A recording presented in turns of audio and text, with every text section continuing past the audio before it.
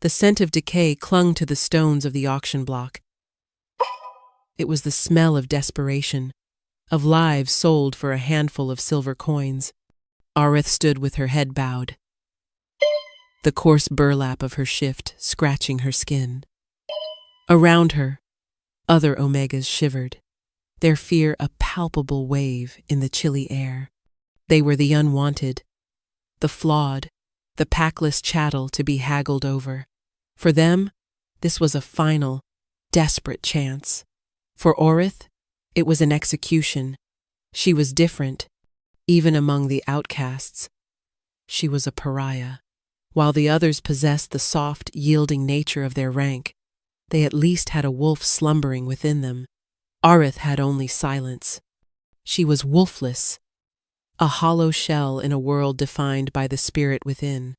Her family, the once proud Silvermoons, had cast her out, their shame too great to bear the burden of a broken daughter. They had given her to the auctioneers without a backward glance. Her price, a pittance to cover their travel expenses. Next! The auctioneer boomed, his voice echoing off the damp walls of the market cavern. Lot 17, Aurith, of the disgraced Silvermoon line, wolfless, barren, but she has a pretty face. For those who value such things, let us start the bidding at a single copper. A cruel snicker rippled through the sparse crowd of low-ranking shifters and opportunistic merchants. A single copper. It was less than the price of a loaf of stale bread. No one raised a hand. Aurith closed her eyes, her shame a hot brand on her soul. She had expected this. Who would want a useless thing like her? Her only gift was a secret one, a thing she could not name or explain. It was a deep, quiet well of empathy within her, an ability to feel the pain of others and, in some small way, to soothe it. She could calm a spooked horse with a murmur, quiet a crying infant with a touch. But in a society that revered physical prowess and the ferocity of the wolf, her gentle talent was seen as nothing more than a peasant's trick. It was a soft power in a world of hard edges. The auctioneer was about to dismiss her, to send her to the tanner's pits, where the truly worthless ended their days, when a new presence silenced the cavern. The heavy wooden doors groaned open, and two figures in the obsidian armor of the royal guard stepped inside. Their faces were grim, their armor emblazoned with the roaring wolf of the Alpha King. Between them walked a man whose robes of office marked him as a member of the king's council. He was tall and severe, his face a mask of aristocratic disdain. Aurith recognized him from the public decrees. Lord Aelrican, uncle to the king, and acting regent of the realm.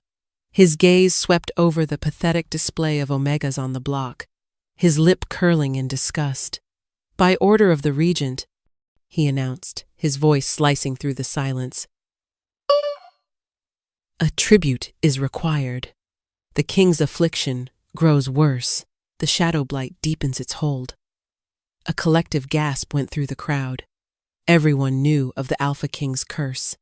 King Zephyros, the Black Wolf, a hero who had fallen in the witch wars only to be brought back by dark magic, was now a prisoner in his own body. A curse twisted his wolf, turning it into a monstrous, uncontrollable beast of shadow and rage. He was isolated in the highest tower of the Blackwood Citadel, his howls of agony a nightly reminder of their sovereign's torment. Lord Aelrican continued, his eyes cold and empty. We have tried healers, sorcerers, and priestesses. All have failed. Now, we try a different path. It is said, the gentle nature of an Omega can soothe even the wildest beast. Therefore, a tribute of soothing has been decreed. An Omega shall be chosen to attend the king, to calm his spirit. His gaze fell upon Aurith. It was a chilling, calculating look. She saw no pity in his eyes, only opportunity. Dozens of Omegas had already been sent to the king's tower. None had returned. They were not tributes. They were sacrifices. You, Aelrican said, pointing a single elegant finger at her. The wolfless one. You are worthless to all others. Perhaps your emptiness will serve the king. You will be this month's tribute. The auctioneer sputtered. My lord, she is defective. Surely a stronger Omega. She is disposable. Aelrican cut him off. If she fails, nothing of value is lost. If, by some miracle, she succeeds, well, miracles are for the desperate. He tossed a single gold coin onto the stage. It spun and landed at Oreth's feet. A stark contrast to the single copper that had been her starting price. Her price is paid. Prepare her. The guards moved forward, their gauntlets closing around her thin arms. Fear, cold and sharp, finally pierced through Oreth's numb resignation. She was being sent to die, to be torn apart by the monster who was once their king. As they dragged her from the block, she looked back at the crowd. No one met her eyes. To them, she was already dead. She was a forgotten Omega, a wolfless girl, sent to soothe a cursed king whose soul had already been devoured by shadows. The Blackwood Citadel was a fortress of jagged stone and perpetual shadow, a place that seemed to swallow the light. Oreth was escorted through cold, echoing halls, where tapestries depicting the glorious victories of King Zephyros hung like mocking ghosts. They showed a king with eyes like polished obsidian and a warrior's smile.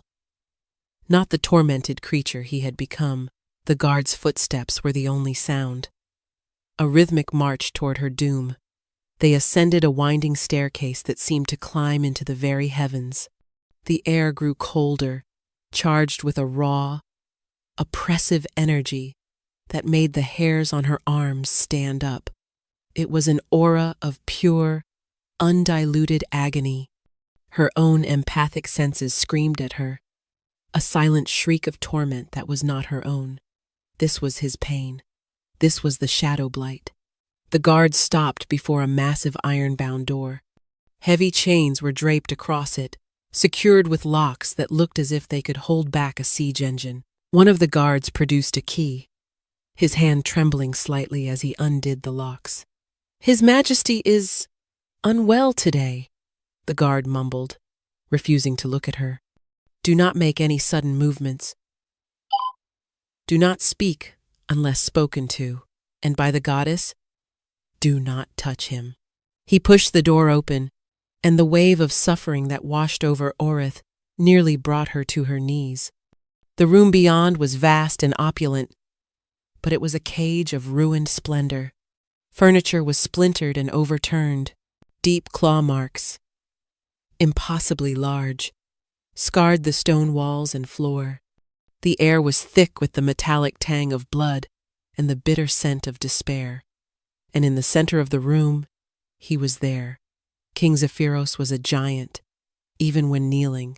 He was bound to the floor by thick, silver chains that strained against his every ragged breath. His back was to her, his massive frame hunched in misery. His long, black hair was matted with sweat and something darker. His skin, where she could see it, was pale and etched with writhing, black veins that seemed to pulse with a life of their own. This was the curse, the shadow blight, made manifest. He did not turn. His voice was a low growl, a rumble that vibrated through the stone floor. Another one? Aelrican grows more foolish with each passing moon. Leave, little Omega. Run while you still can. There is no king here, only a beast. Oreth's heart hammered against her ribs. Every instinct screamed for her to flee, to obey the guard's advice and the king's own command. But her feet remained rooted to the spot. Beneath the crushing weight of his power and rage, her strange gift showed her something else.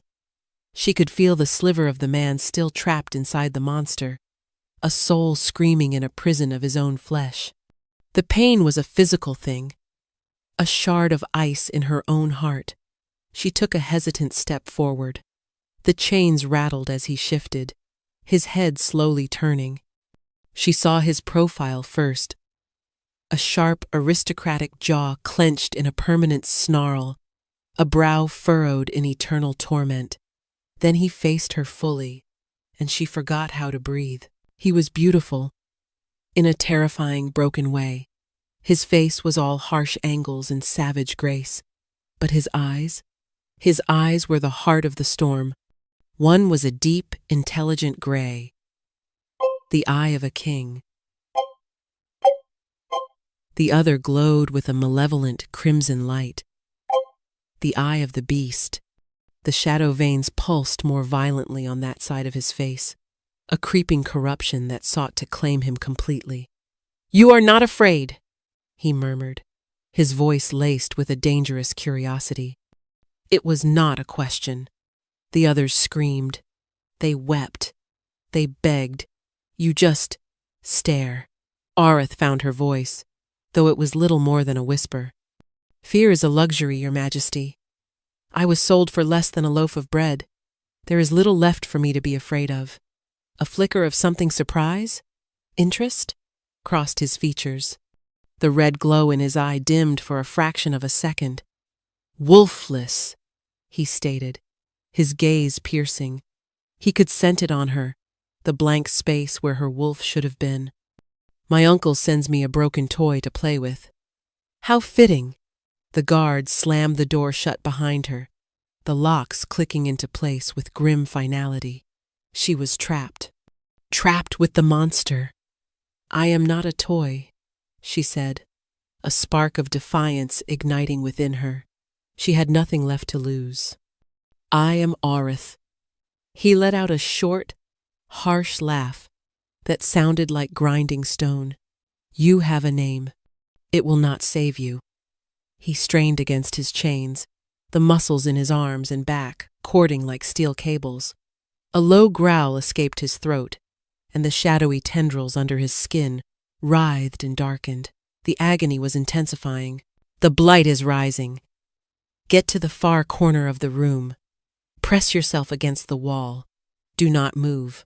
Do not even breathe too loudly. If you are lucky, it will not notice you when it takes me." He threw his head back and roared, a sound of such profound agony that Aurith felt it crack her own bones. It was the sound of a soul being ripped apart. The beast was coming. She should have been terrified, but all she felt was an overwhelming, heartbreaking wave of compassion for the suffering king. Aurith did not retreat to the corner. She stood her ground, her body trembling but her will a sudden unshakable pillar of steel. Watching him fight, watching him suffer for her potential safety, struck a chord deep within her. He was a king, even in chains, even as a monster. The shadowy veins on his body pulsed with a sickening rhythm, spreading like ink in water. His form began to distort, muscles swelling, bones cracking, and reshaping under the force of the malevolent magic. His screams became inhuman snarls. The beast was winning. Instead of hiding, Aurith took another step closer. "What are you doing, you little fool?" Zephyros snarled, his voice distorting, deepening. He was on all fours now, the transformation almost complete. "I told you to hide." "You are still in there," she whispered, her voice barely audible over his pained growls. "I can feel you." Her own senses were on fire. The agony pouring off him was a physical assault. But through it, she felt the core of the man, the desperate, clawing will to survive, to protect, to remain himself. It was a tiny flicker of light in an overwhelming darkness. She focused on it. Without thinking, she began to speak. She spoke of the sun on the fields of her old home, of the taste of wild berries picked in the summer, of the lullabies her mother used to sing before the shame had turned her heart to stone. She did not tell a grand story. She offered him small, simple pieces of a life he could no longer touch. Her voice was soft, a quiet thread in the cacophony of his torment. She did not know if he could even hear her, But she kept speaking, pouring her own desperate hope into the words. The beast's rampage seemed to falter. The violent thrashing against the chains lessened. Zephyros, or what was left of him, lifted his monstrous head. His eyes, now both glowing a feral crimson, fixed on her. The snarl was still on his lips, but a sliver of confusion tempered the rage. Why? The beast's voice rumbled, a strange hybrid of Zephyros's cadence and a guttural growl. Why do you not run? Because no one should have to suffer alone, Aurith answered, her gaze unwavering. For a long moment, the creature simply stared. The shadowy tendrils that made up its shifting form seemed to still, listening. The oppressive aura of pain in the room lessened by a fraction. It was as if her words, her simple presence, were a balm on a festering wound. The change was minuscule, almost imperceptible, but it was there. Slowly, painfully, the transformation began to reverse. The shadows receded, bones snapping back into place with sickening crunches.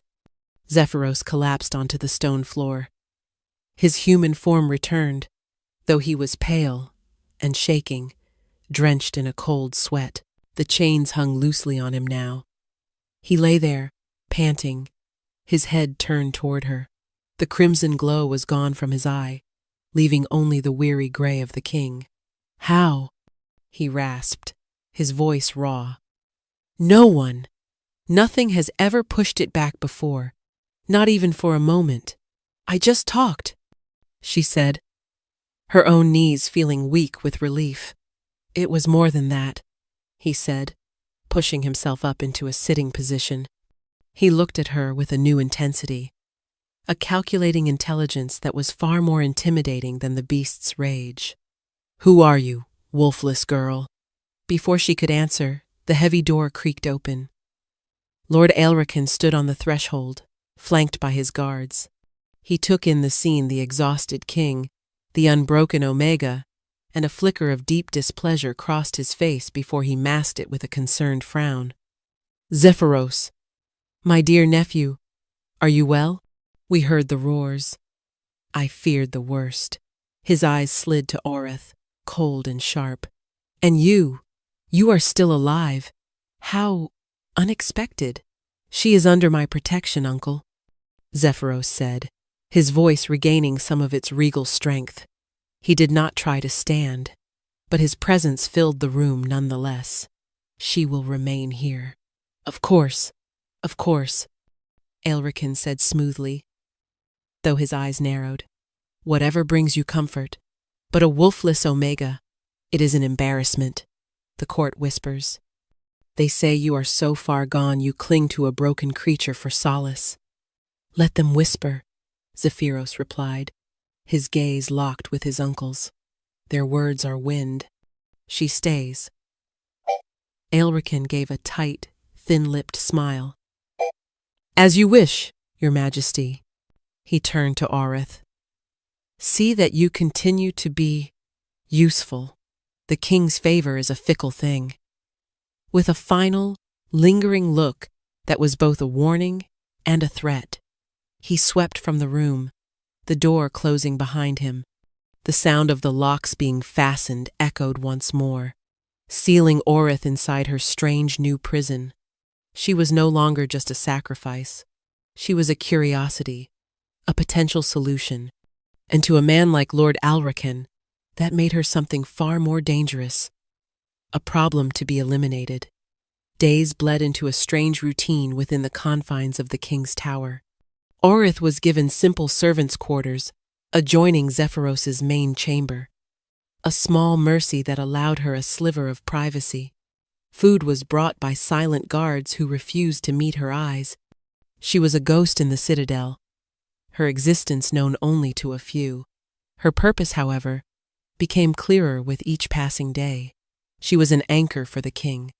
When the tremors of the curse began, when the shadow veins darkened on his skin, she would speak to him. She would sit, just out of his reach, and fill the oppressive silence with stories. She told him of market days, of the changing seasons, of the mythology of the goddess and the great wolf. She spun tales from memory and imagination, weaving tapestries of words to distract him from his own inner war. And it worked. The full transformations became less frequent. The periods of lucidity, of calm, grew longer. Zephyros began to speak back. At first, his questions were curt, impersonal. He asked about the state of the kingdom, the harvest, the morale of the people. He was a king, starved for his duties. Arith answered what she could, piecing together gossip and news she had overheard in her previous life. Then, his questions became more personal. "Why did your family cast you out?" he asked one evening. He was sitting on the edge of his stone dais, the chains pooled around his ankles. He had refused to let the guards remove them completely, a grim reminder of the beast that still slept within. Orith hesitated, the old shame stinging her. "I am wolfless," she said simply. "To them, I was a blight on our bloodline, a failure. Failure is being unable to protect your people," Zephyros countered, his voice low. "Failure is being chained to a rock, while your kingdom withers under the hand of a man like my uncle. Your condition is a circumstance of birth, not a measure of your worth." His words were a revelation. No one had ever spoken of her condition with anything other than pity or disgust. To have the Alpha King, a man revered for his strength, dismiss the very thing that had defined her as worthless, it shifted something fundamental inside her. She found her courage. "Why do you let him rule in your stead?" "Lord Aelrican, he does not have the people's best interests at heart." A dark look crossed Zephyros's face. "Aelrican is ambitious and cruel, but he holds the council. While I am like this," he gestured to his chains, to the shadow-stained skin, "my claim is fragile. Many believe I am no longer fit to rule. They would see me put down like a rabid dog. Aelrican maintains order, even if it is a cold and oppressive one. He is the devil, I know. He sent me here to die," Orith stated quietly. "I know," Zephyros said, his gray eye meeting hers. "And for that, he will answer to me, when I am free." The promise in his voice was absolute. In that moment, he was not a monster. He was her king, and a strange, tentative bond was forming between them, spun from shared solitude and whispered secrets in the dark. He began to see past the wolfless Omega and saw Orith, a woman of quiet strength and surprising resilience. And she, in turn, saw past the cursed beast to the noble, tormented man trapped within. This fragile peace, however, was not destined to last. One afternoon, Lord Aelrican came to the tower again. This time, he did not address the king. He came straight to Oreth, who was mending one of Zephyros's old tunics. "The court grows restless," Aelrican said, his voice a venomous whisper. He circled her like a predator. "They speak of the king's miraculous improvement, and they speak your name, the wolfless witch who has ensnared our tormented monarch." "I am no witch," Orith said, keeping her hands steady on her sewing. "No? Then what are you?" he sneered. "You are a nobody, a disgrace, and you are interfering with the natural course of things." He leaned closer, his voice dropping. "The king's curse is a judgment from the goddess. It must run its course. Your presence here is a blasphemy. End it. Fail in your duties. Let the beast take him. It would be a mercy for him and a reward for you." He pressed a small, heavy pouch into her hand. It jingled with the sound of gold. "Leave the citadel," he hissed. "Disappear, and you will live out your days in comfort. Defy me, and I will expose you as a charlatan and a spy." I will have you burned. Arith's hand closed around the pouch. The gold was cold and hard against her skin. She looked from Aelrican's cruel face to the shadowed corner where Zephyros sat, watching, listening, his expression unreadable. For the first time in her life, she had something to protect. Something more valuable than gold or her own safety. She met Aelrican's gaze, her own clear and defiant. No. She let the pouch of gold drop to the floor, the coins scattering across the stones with a final, ringing sound. Aelrican's face contorted into a mask of pure fury. You have made a grave mistake, little Omega. From the corner, a low growl echoed, and the chains rattled ominously. Aelrican took a half-step back, his eyes darting toward the king. Zephyros was on his feet, the shadows writhing around him, his gray eye blazing with a cold, protective fire. "Get out!" the king commanded, his voice deadly quiet. "And do not threaten what is mine again." His plans shattered, but his hatred for Orith now cemented into something lethal. The night after Aelrican's threat was different. A storm raged outside the citadel, mirroring the tempest inside the king's soul. The curse was fighting back, angered by the progress Zephyros had made, by the hope Orith had kindled. The pain was more intense than she had ever seen it. Zephyros thrashed against his chains, his roars of agony shaking the very foundations of the tower. Her stories were not working. Her soothing words were swallowed by the storm of his suffering. The shadows were consuming him, faster and more completely than ever before. He was losing. "Orith!" he choked out, his voice a desperate plea from within the rising tide of darkness. "Get back. It's too strong this time." His body convulsed, bones snapping and reforming with horrifying speed. The transformation was absolute. Where the king had been, now stood the shadow beast. It was larger than a dire wolf, a creature of nightmare made solid. Its fur was shifting shadow, its claws were obsidian razors, and its eyes burned like twin coals from hell. The silver chains, weakened by countless assaults, strained and then snapped, the links flying across the room like shrapnel. The beast was free. Arith was frozen, not with fear, but with a terrible, aching sorrow. This was the monster everyone feared, the creature that had slain guards and ripped Omegas to shreds. It took a step toward her, its massive head low, a guttural snarl vibrating in its chest. The room was filled with its predatory scent, a mixture of ozone, blood, and ancient magic. This was it. This was the death Aelrican had promised her. But as the beast loomed over her, its shadow falling across her like a shroud, she saw something in its burning eyes. Beneath the feral rage, she saw the flicker she had sensed before, the trapped soul, the agony of Zephyros, a prisoner in his own monstrous form. The beast was not just a killer. It was a cage of suffering. It opened its jaws, revealing rows of shadow-forged teeth.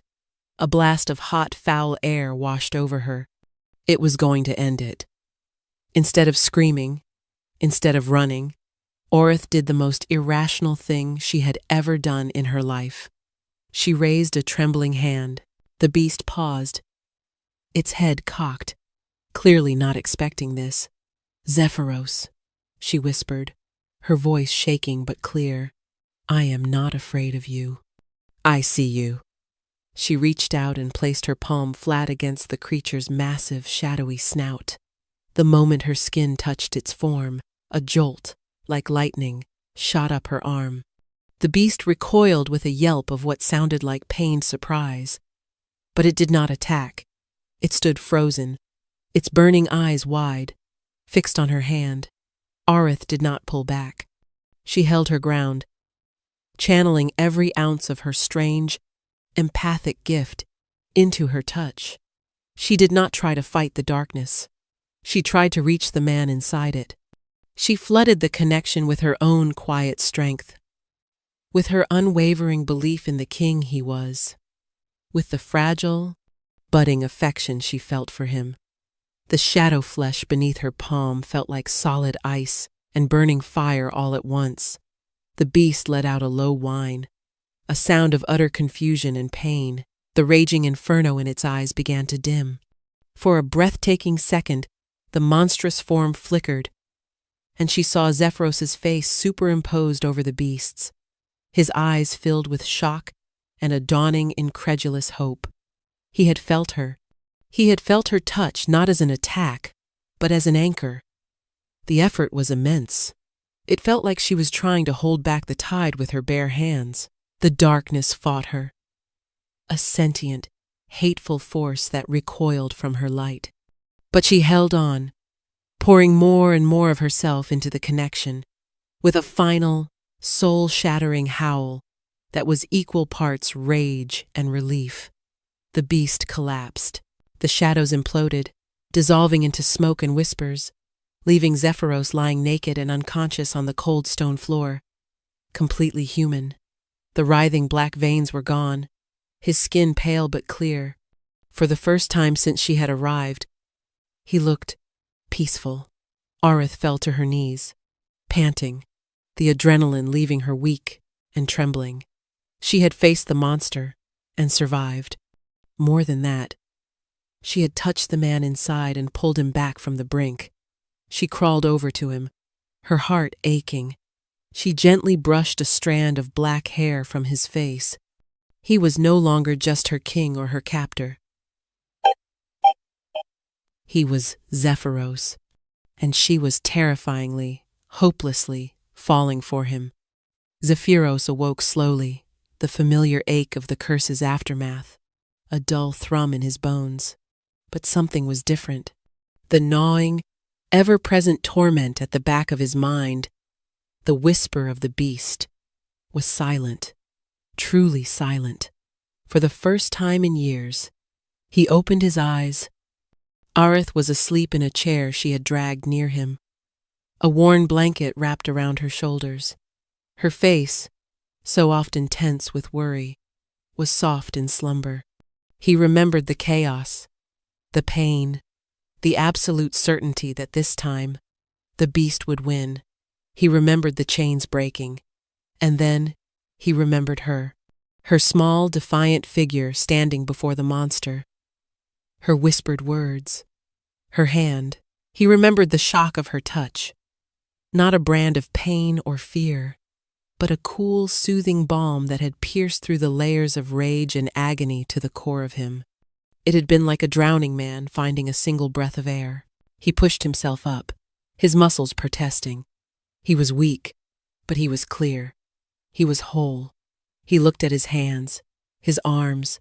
The shadow veins were gone, not faded, not dormant, gone. A staggering realization hit him. She had done more than push the beast back. She had healed him. Perhaps not permanently, but she had mended a part of his shattered soul. He stood and walked over to her, his movements silent. He looked down at the Omega, who was supposed to be a sacrifice, a broken toy. She was none of those things. She was a weapon, a miracle, a woman with a power no one had understood, a power that had given him hope. As if sensing his presence, her eyes fluttered open. They were the color of warm honey, and for a moment they were unguarded, filled with a deep and startling emotion that made his breath catch. "You're all right," she breathed, relief washing over her features. "Because of you," he said, his voice rough. He knelt before her, taking her hand. It was so small in his. "Arith, what you did, how?" "I don't know," she admitted, her gaze dropping to their joined hands. I saw you were in there. I wanted to help." "You did more than help," he said, his thumb stroking the back of her hand. "You saved me." He had to know the truth of the curse, to understand what he was fighting. Now, he had to share it with her. She was no longer just a tribute. She was a part of this battle. "The curse," he began, his voice low and grim. "It was cast by the Witch Queen of the Cinder Peaks in the moment of my death. When the warlocks resurrected me, the curse came back with my spirit. It's called the Shadow Blight because it feeds on shadow, on my pain, my anger, my isolation. It grows stronger the more I am cut off from my pack, from my kingdom, from myself." He met her eyes, the vulnerability in his own a stark admission. "The witch told me it could only be broken by an act of true belonging. To find a place, a person, where my soul felt truly anchored. How could I find that? Chained in a tower, feared by everyone as a monster. I thought it was impossible. A cruel joke to ensure my eternal torment." He paused, his grip on her hand tightening slightly. "But when you touched the beast, when you looked at my monstrous form and were not afraid, for a second, I felt it, a connection, an anchor. It felt like belonging." Orith's eyes widened, filled with a dawning understanding and something else, something deeper. The air between them crackled with unspoken emotion.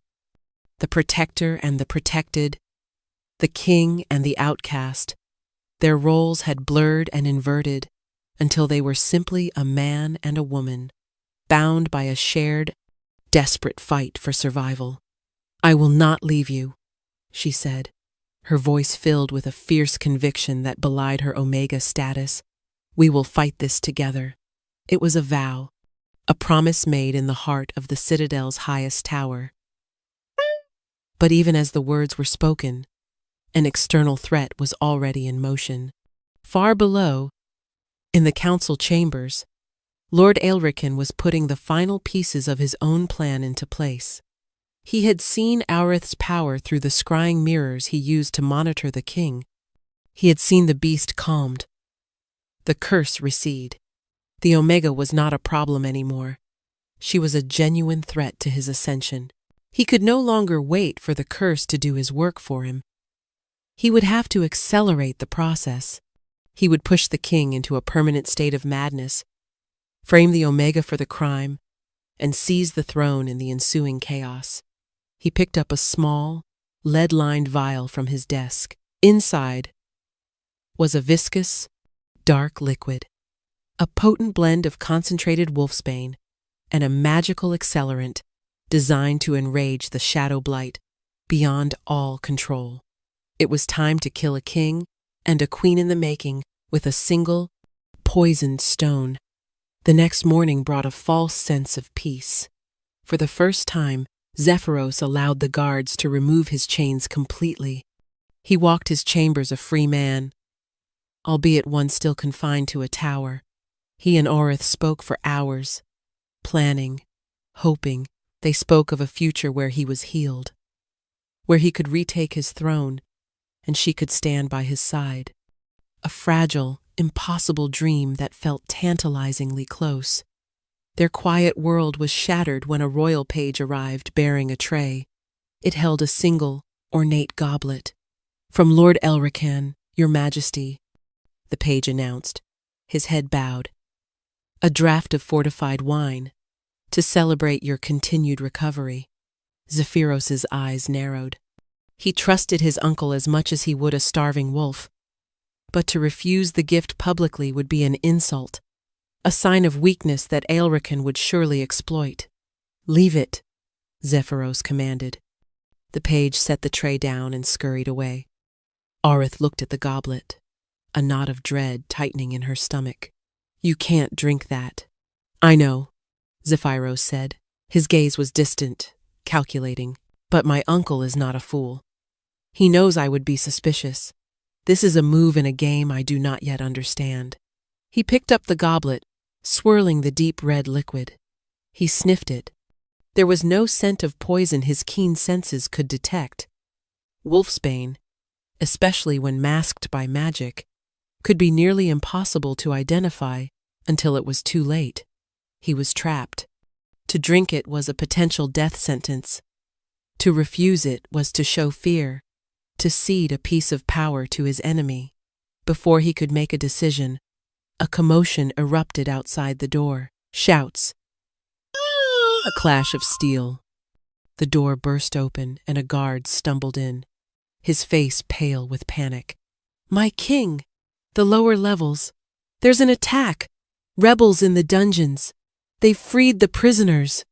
Zephyros's head snapped up, his kingly instincts overriding everything else. It was a classic pincer move, create a crisis to distract from the true attack. Aelrican was making his move. "He's trying to divide my loyal guards," Zephyros snarled. "It's a feint." But even as he said it, a tremor ran through him. A sharp, searing pain lanced through his veins.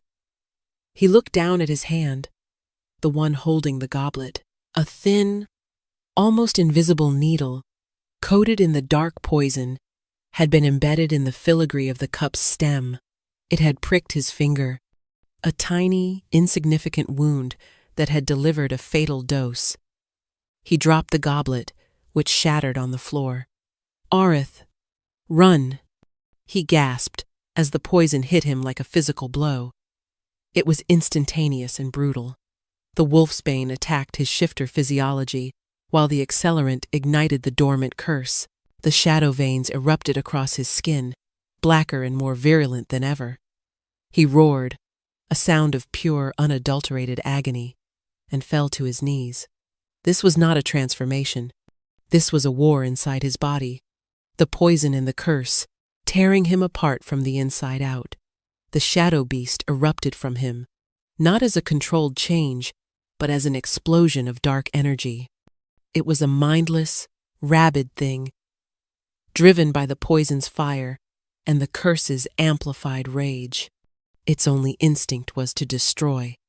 At that exact moment, Lord Aelrican himself appeared in the doorway, flanked by a dozen of his own personal guards, men loyal to his coin, not the crown. "Behold," Aelrican cried, his voice ringing with false horror for the benefit of any onlookers. "The king has finally succumbed. The beast is unleashed. And look!" He pointed a dramatic finger at Aurith. "The Omega Witch has poisoned him to seize control.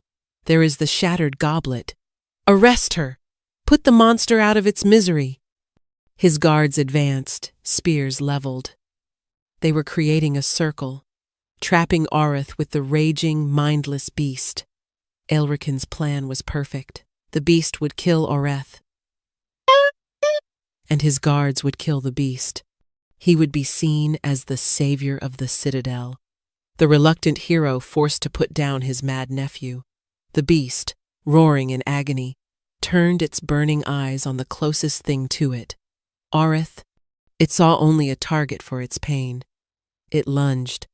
Time seemed to slow to a crawl. The monstrous form of the shadow beast, all shadow and teeth and mindless fury, filled Aurith's vision. There was nowhere to run.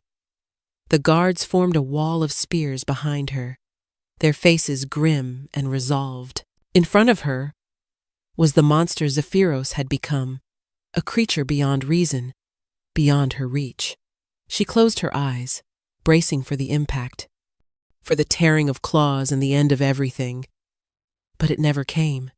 Instead, she heard a sickening crunch and a human grunt of pain. Her eyes flew open. Zephyros was standing between her and the beast. It was impossible. The beast was a physical manifestation of the curse. It should not have been separate from him. Yet here he was, in his human form, though he looked like a wraith. He was translucent, shimmering like a heat haze, his form barely holding together. He had somehow torn his spirit free from the rampaging monster, a feat of will that was actively killing him. His translucent hand was pressed against the beast's chest, holding it back. The monster snarled and swiped, its shadowy claws passing right through his ghostly form, yet he held it at bay. "I will not let you hurt her," his spirit voice echoed in the room, faint and strained. It was his ultimate choice. With his body being destroyed by poison, and his wolf turned into a mindless engine of destruction, he had used the last of his will, the very essence of his soul, to shield her. Protecting the forgotten Omega was more important than his own survival, more important than his life, his crown, his very soul. This was his act of true belonging. Aelrican stared, his jaw agape in disbelief. What sorcery is this? Kill them both. But as the guards hesitated, awestruck by the impossible sight, Oreth understood. He had chosen her. He had anchored his soul to her. And in that moment, something inside her, something that had been dormant and silent her entire life, answered his call. A warmth spread from her chest, a feeling like the first sun of spring after a long, hard winter. It was a power she never knew she possessed. The full, untapped force of her empathic soul, awakened by his sacrifice. Love, fierce and absolute, flooded through her. She didn't run from the beast. She ran to Zephyros's shimmering, fading spirit. "No!" she cried, her voice ringing with a newfound power. "You will not die!" She threw her arms around his ghostly form, and as she did, she pushed past him, past the barrier of his spirit, and came face to face with the monster. It roared in her face, its breath a vortex of cold despair. She did not hesitate. She rose on her toes, reached up, and pressed her lips to the place where the beast's mouth would be. She kissed the monster. It was not a soft, romantic gesture. It was an act of war. She poured all of herself into that kiss, her love, her hope, her defiance, her soul's own light. It was a direct assault on the curse itself, her pure, untainted empathy. The very essence of her soft power met the ancient, hateful magic of the shadow blight head-on. For a second, there was only silence. Then, light exploded from their point of contact, a brilliant, blinding golden light that threw everyone in the room back. It was not a fire that burned, but a light that healed, that purified. The shadow beast shrieked, a sound of dissolving hate, as the light consumed it, broke it apart, and burned it into nothingness. The light coalesced, flowing back into Zephyros's spirit form, and then into his physical body, which lay crumpled on the floor. It sealed the wound of the curse, purged the wolfsbane from his veins, and rekindled the dying embers of his life force. The light faded, leaving the room in a stunned, ringing silence. Zephyros lay on the floor, no longer poisoned, no longer cursed. The shadow veins were gone forever. He was simply himself. As he took a deep, shuddering breath, a new light began to glow around him and Oreth. It was a soft, golden aura, a visible manifestation of a bond snapping into place, ancient and unbreakable. The mating bond. On Oreth's neck, just below her ear, a mark began to form. Not a bite, but an elegant swirl of golden light that settled into her skin like a tattoo, the mark of the Luna Queen. Lord Aelrican stared, his face a mask of horror and utter defeat. His perfect plan had not just failed. It had created the one thing he had sought to prevent: a healed, powerful king, and a queen by his side whose power was beyond his comprehension. Zephyros's eyes opened. They were clear, both of them the color of a calm storm. He looked at Oreth, and his gaze was filled with a love and reverence that was as bright as the light that had just saved them. "Mate," he breathed, and the world realigned itself around that single word. The royal guard, the ones loyal to the crown, finally broke through the blockade in the lower levels and stormed the tower room. They found a scene of utter confusion. Lord Aelrican's personal guards looking stunned, Aelrican himself pale with fury, and in the center of it all, their king, alive and whole, getting to his feet. Beside him stood the Omega tribute, a glowing golden mark adorning her neck. "Seize him!" Zephyros commanded, his voice no longer strained by pain, but ringing with the absolute authority of the Alpha King. He pointed a single steady finger at his uncle. "Lord Aelricon is a traitor to the crown. He attempted to murder his king and usurp the throne." Aelricon's guards, mercenaries bought with coin, looked from the powerless regent to the radiant, undeniably powerful king. Their loyalty evaporated in an instant. They dropped their weapons. The royal guard swarmed forward, clapping Aelricon in irons before he could utter a single word of protest. His reign of cold ambition was over. Zephyros paid the chaos no mind. He had eyes only for Orith. He crossed the room in 2 long strides and cupped her face in his hands, his touch gentle, reverent. "You saved me," he murmured, his thumbs tracing her cheekbones. "You saved us all. You saved me first," she whispered back, her heart feeling too large for her chest. The golden bond between them pulsed with warmth, a constant, comforting presence. It was a connection that went deeper than words, a perfect understanding that flowed between their souls. In that moment, something shifted within her. The silent, empty space inside her where her wolf should have been suddenly sparked with life. It was not the savage, demanding presence of an alpha or beta wolf. It was something different. A gentle, steady warmth, like the roots of an ancient tree, awakening from a long slumber. Her wolf was not gone. It had been waiting for him, waiting for her to become whole. Zephyros felt it through their new bond. His eyes widened. "Your wolf," she nodded, a slow, wondrous smile spreading across her face.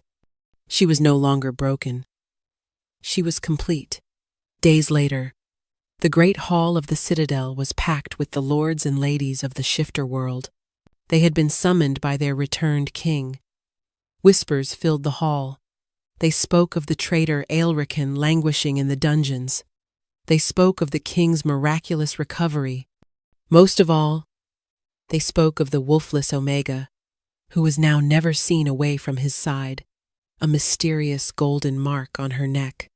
Zephyros strode into the hall, not in armor, but in the simple black robes of his office. He radiated a calm, confident power that silenced the crowd instantly. He looked every inch the king they had lost and mourned. Orith walked beside him, her head held high. She was no longer the frightened girl on the auction block. She was the mate of the Alpha King. "My loyal subjects," Zephyros began, his voice carrying to every corner of the hall. "You have been told that I was sick, that a curse held me in its thrall. This was true, but the time of shadows is over." He turned and took Orith's hand, drawing her forward. "You have also been told that this woman is a wolfless Omega, a broken thing of no value. This was a lie." He lifted their joined hands. "This is Orith, my mate, my queen, and your savior." It was her strength that broke the curse, her courage that exposed the traitor in our midst, her power, a power not of claw and fang but of heart and soul, that has healed your king. A murmur of disbelief and wonder rippled through the assembled nobles. "Our laws, our traditions, have taught us to value only one kind of strength," Zephyros continued, his voice resonating with passion. "We have discarded those we deemed weak. We have shamed those who are different. We have allowed fear and prejudice to rule us. No more. Today marks a new era. Compassion is not a weakness. Empathy is a weapon. And love," his eyes found Orith's, and the entire hall seemed to fade away for him, "is the most powerful magic of all." He raised her hand to his lips and kissed it, a public declaration of his devotion. In that moment, the wolfless Omega became the most powerful woman in the kingdom, not because of the king she stood beside, but because of the strength she had found within herself. She had not only freed the king, she had freed them all from the prison of their own prejudice. The reign of the Shadow Blight was over, and the dawn of the Luna Queen had begun. 1 year later, the Blackwood Citadel was no longer a place of shadow. Sunlight streamed through newly installed glass windows, illuminating halls that now echoed with laughter instead of fear. The oppressive tapestries depicting war had been replaced with vibrant scenes of harvest, community, and peace. The kingdom was thriving under the joint rule of its king and queen. King Zephyros stood on the high balcony of the tower that had once been his prison. The chains were long gone, melted down, and reforged into the new gates of a sanctuary. Aurith had founded a home for outcast Omegas, and any shifter who had been deemed broken by the old, harsh society. It was the most popular institution in the capital. He was no longer the tormented king. The curse had left scars on his soul, but they were reminders of a battle won, not a life lost. He ruled with a wisdom and compassion that had been forged in the fires of his own suffering. A pair of arms wrapped around his waist from behind. He smiled and leaned back into Aurith's embrace, covering her hands with his own. "Thinking grim thoughts, my love?" she murmured, resting her cheek against his back. "Remembering," he corrected softly, "remembering the darkness, so I never take the light for granted." He turned in her arms to face her, his Luna Queen. Her honey-colored eyes shone with love and a quiet confidence that had fully blossomed. Her wolf, a rare and legendary heartwood spirit, known for its intuitive ability to heal and nurture the pack's collective soul, was a calm, steady presence within her, perfectly complementing his own powerful alpha spirit. His gaze dropped to the gentle swell of her belly, and his hand came to rest there possessively. "And how is our little prince feeling today?" he asked, his voice softening. "He has your kick," Aurith laughed. "I think he's practicing for the Royal Guard trials already." Zephyros chuckled, a deep, happy sound that would have been unimaginable a year ago. He leaned down and pressed a tender kiss to her lips. "I never thought this was possible. A life without pain, a family, a future. It was always possible," she said, her hand covering his on her stomach. "You just needed someone to show you the way out of the dark." Their mating bond pulsed between them, a silent, constant song of their love. Below them, in the courtyard, children of all ranks, Alpha, Beta, and Omega, played together. The rigid hierarchy that had ruled their society for centuries was beginning to dissolve, replaced by a new philosophy of mutual respect, one that valued all forms of strength. It was a kingdom reborn, all because of a forgotten Omega, whose greatest power was the ability to see the man inside the monster. Her kiss had not only broken his curse and bound him to her forever, it had freed an entire nation and bound them all together in a new and brighter age. He pulled her close, breathing in the scent of his mate, his queen, his home, and knew with absolute certainty that his act of true belonging had not been a single moment of sacrifice, but a lifetime he now had the privilege of spending by her side.